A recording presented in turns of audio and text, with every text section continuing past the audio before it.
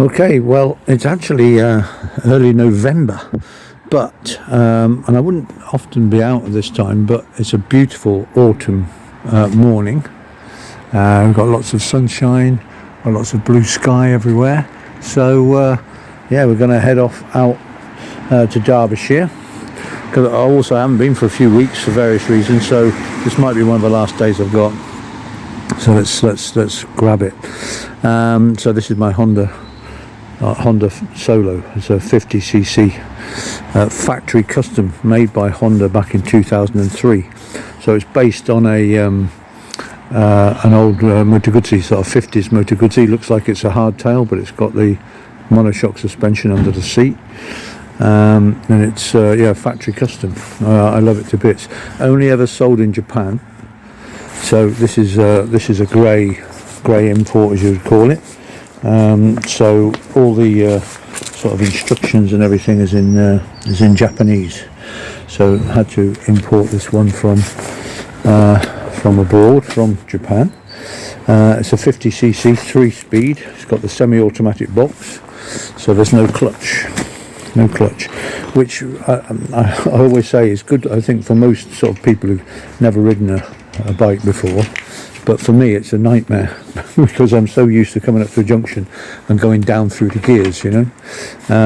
But of course, if you start going, what's next door's coming out, if you start going down through the gears on this, you just lock the back wheel. So what you have to do is you have to go along, get to the junction, then change gear. Don't go down through the box, you know. Otherwise you keep locking up the back wheel. It's a bit weird, but you know, it's great. I love it to bits. And so we're going to go out on this. It's only 50cc.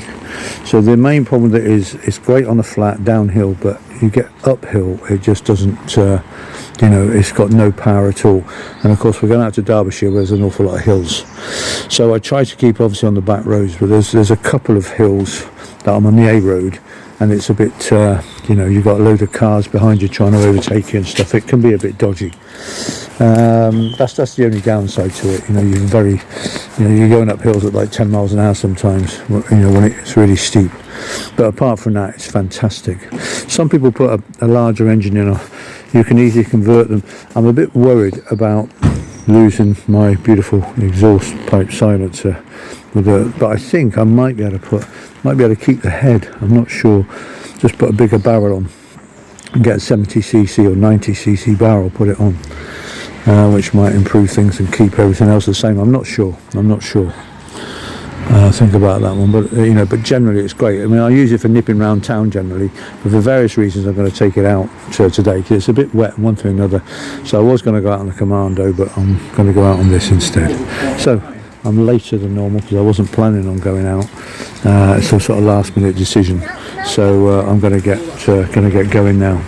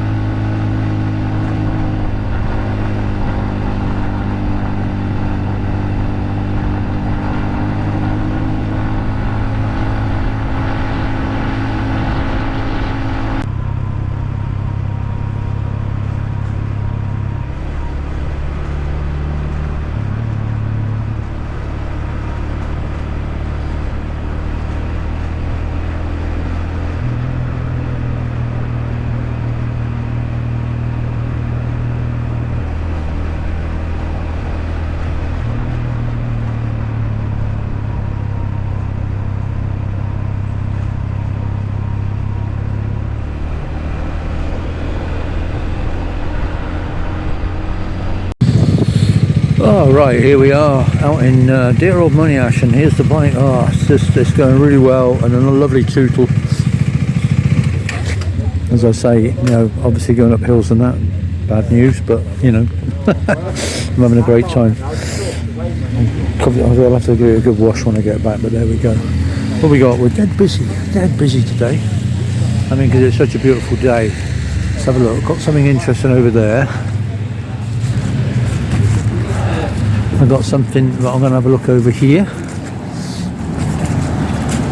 Oh, just on my way, and there he is. Oh, I was just coming to look at this. Very nice.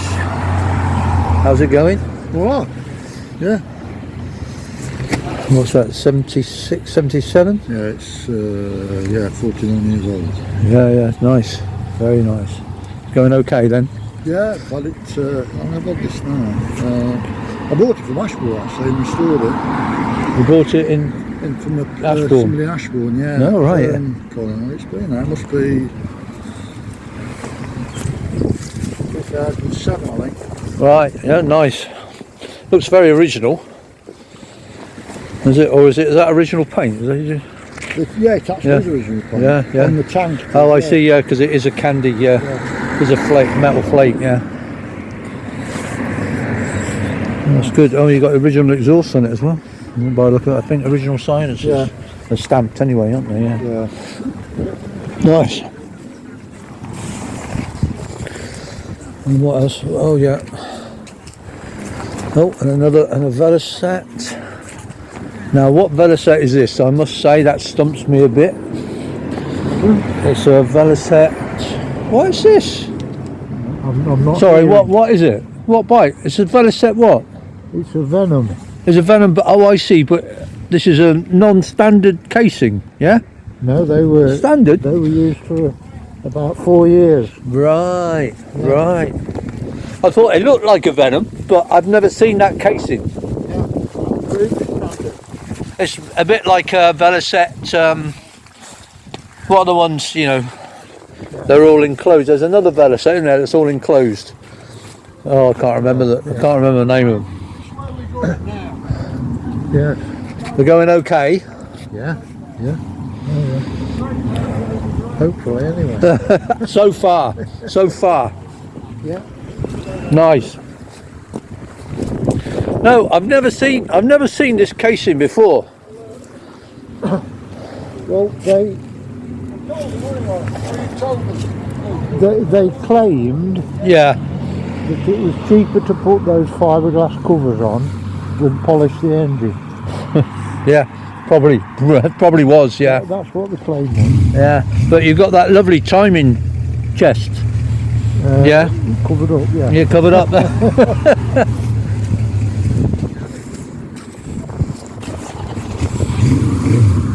And what's this?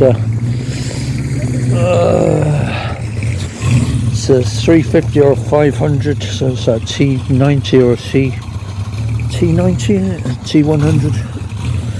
God, my memory's going. Single carb. It's very nice anyway. Little bathtub. What's that? Oh, hello. What is it? Is it a 3TA bathtub? What is it? 3TA with a Tiger Hood top end. Ah, right. Oh, it is. Yeah. I'll see you on YouTube. Oh, crikey. Well, your bike is about to appear on YouTube, Okay. so if that's okay. Yeah. So, well, anyway, it looks really nice. Can I put you on? Would you like a little? Hello. There you go. I'm never sure whether people want to be filmed or not. And for those of you who know such things or into such things, we've got the Harley clubbers here today. So there's sort of we're all wall-to-wall Harleys as well. I don't know one Harley from another. I only know Electroglides, as in the film Electroglide in blue. But I know these are all different. I don't know whatever they are. Oh, come on, baby! Come on, baby! Come on! Look, I'm going to video you now, so I can guarantee it won't start now. Oh, good one, good one.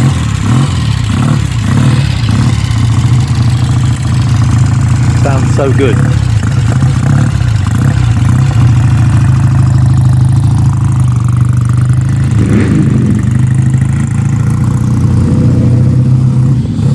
Oh, hi, hi.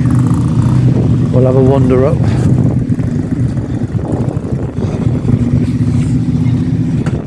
Yeah, I'm sorry guys, I don't know one Harley from the next. We've got a scrambler, is it? Right.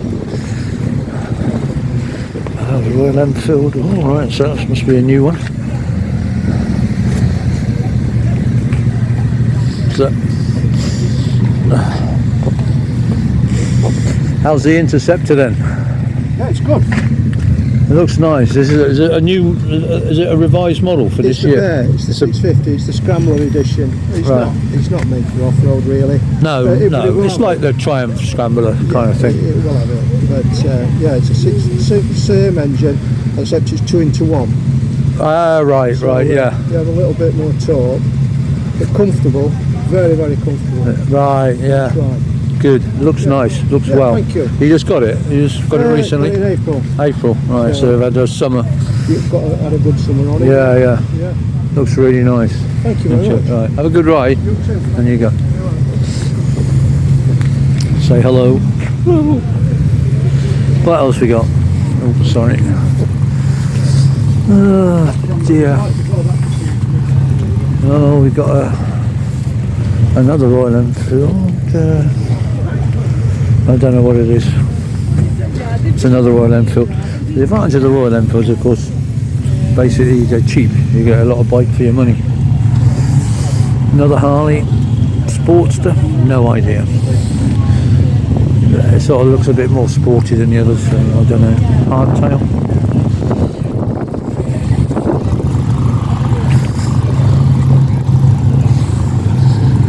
We got, oh yeah, oh we got a Thunderbird.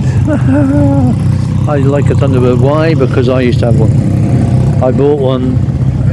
The thing was, I love the 3-cylinder 900, and I loved the Thunderbird. The problem I had with mine was that I only tend to ride on a Sunday, and every time it came to Sunday, I wanted to basically go out on one of my classic bikes.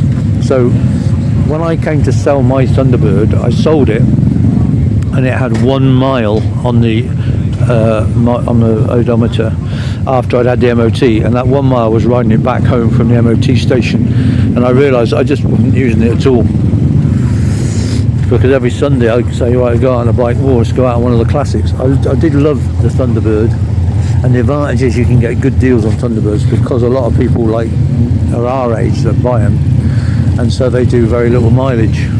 Plus it's 20,000, and of course they're cosseted and that, you know, they're not everyday use. So you know, you can get a really good, you know, you can buy them. Look at that, it's immaculate. It's 20,000, but it's immaculate. So you can get a good deal on these sort of bikes. So I do miss mine, but I just had to sell it because I needed some money, and you know, had to go. Right. Harley, got another Royal Enfield, and then, oh damn, there's a couple of British bikes over here, but they've gone. Too late. Too late. What we got here?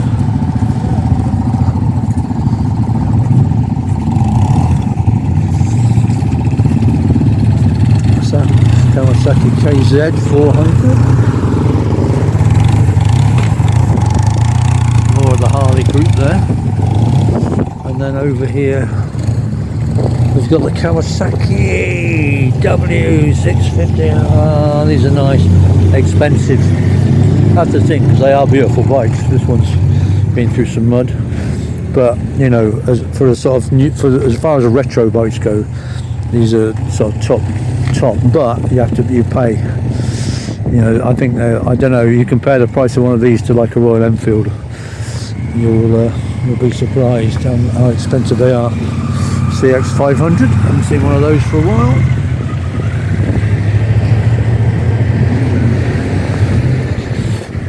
Oh, there we are, heading back now. Oh, yeah, I think I think my time here is done. So, queue for the loo. That's the trouble out here. It's very, it's great to be out here, but obviously it's very busy. And then I think I'll be heading off. It's beginning to cloud over a bit now, so maybe time to head back.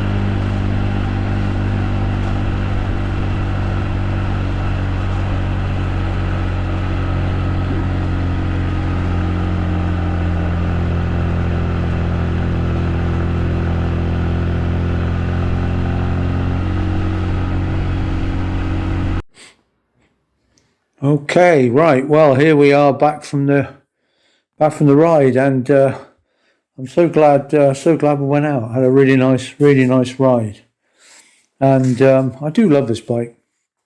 Of course, it's not really. It's designed for nipping round town, not for riding up big hills and that in the middle of Derbyshire. But it acquitted itself really well. I was going to go out on the Commando. In some ways I wish I had, in other ways I don't. It's pretty, the roads are pretty wet out there. I'm going to have to give the bike, really good clean. And I have to admit that, I didn't really want to get the Commando dirty. Oh dear, has it come to that? Has it come to that? But yes, it has. I have to admit, I'm thinking I've just, it's all, the Commando, it's all polished up. It's all showroom, it's all absolutely showroom. And, a nice dry day. I don't normally go out in the wet. And of course, it wasn't really wet today, but of course the roads were wet. So, it's just sort of like spraying mud everywhere. And, it gets, it's like, it gets absolutely everywhere. So, and I've just thought, well, I can easily give this, this will clean up much easier than the Commando. And also it's light and you can flick it around and stuff. But on the A roads, it's, it's difficult because you're either thrashing it, going downhill, absolutely revving its nuts off, or, you're struggling uphill. But they've got a normal sort of mud spatter everywhere, which I'm going to have to clean off. But it's great, and it was great to be out in Monash and meeting some people, and then to meet someone who actually kind of recognised me. I'm like, wow, are people actually watching these videos? Wow. So I must say I felt quite sort of positive about that. Someone comes up, oh, you must be Chris Rook. Like, wow, I'm famous at last. I'm some sort of TikTok influencer, famous person, kind of. I'll take that. That's okay. Yeah, so it's probably the last ride of the year. I mean, was it 2nd of November today? But it was just such a beautiful day. I couldn't, I wasn't planning on going out. I thought, oh, wow. When I woke up and it was so sunny, and of course the roads were wet, but, it's dry, so why not? And of course, fairly soon it's going to be grit. There's going to be gritting everywhere. So even if it's a lovely day, it's going to be salt all over the roads, and there's no way I'm going out with salt. I once went out on the Trident. When I very first bought the Trident, I took it out because I bought it in January. And I took it out for a test run, and it was bad weather, and and there was a lot of salt on the road. Wow, I didn't realise how bad it was for the bike. What I didn't do when I got back from that ride, I did not wash it down, and I should have washed it down. I sort of wiped it over, but the salt was obviously still on it. And when I looked again, because it was in the garage, and all the cases were absolutely, like all the bottom of the cases, they were black. The salt had just sat on them and just eaten into the case. Oh, it was horrible. It was a right mess. So, I won't go out with salt on the road. So it's probably the last ride of the year. Anyway, there we go. It's a great bike. It's only 50, but, don't leak oil. It's got this sequential gearbox thing, heel and toe. You just keep, it's a very clever gearbox. It is very clever because you keep going down till you get to third. And then if you want to change back up, you heel it back up. But when you are stationary in third, you click it down again, it goes straight into neutral. That's what this thing is sort of trying to tell you, I think. You can go straight into neutral from third. Yeah, you go first, second, third, and then when you're stationary, you can go straight into neutral. But when you're riding along, if you're in third, you put the gear lever, it won't shift. You can't go into neutral when you're riding along. It sort of knows. It's very clever. Somehow it knows that you're not riding along, and it lets you go into neutral. But if you're riding along, you're in third, you press the gear lever, nothing happens. It just stays in third. Clever little thing. Right, okay. I'm going to have a coffee and calm down a bit. I'm still a bit chilly because it was chilly out there. I mean, it was fine. But, when you're riding, you slowly get colder. I tell you, the only thing that I forgot to do, I was riding off, it's a bit of a harsh ride, this. And what I did is I've pumped the tyres up for the winter. I always overinflate the tyres so they don't get a flat spot over winter. And, of course, I did that last week, forgot about it, so the tyres are actually overinflated. Oh, well, there we go. Great ride, whatever.